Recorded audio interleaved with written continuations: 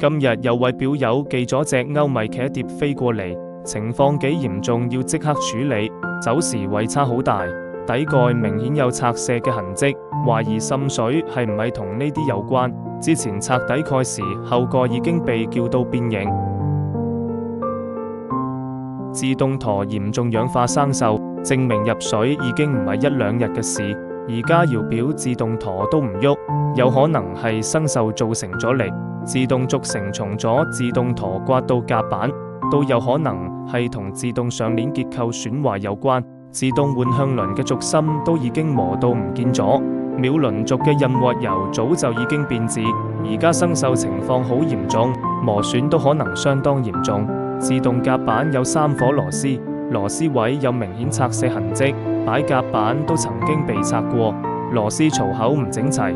但係吊甲板嗰邊嘅螺絲槽口仲係完美，顯示成隻錶應該只係部分被拆過。手錶曾經有過劇烈撞擊或震動，部分螺絲都有痕跡，而且最嚴重生鏽氧化嘅位置就係機芯進水最多嘅地方。成個機芯而家都非常之污糟，入面有大量黑色嘅金屬碎屑。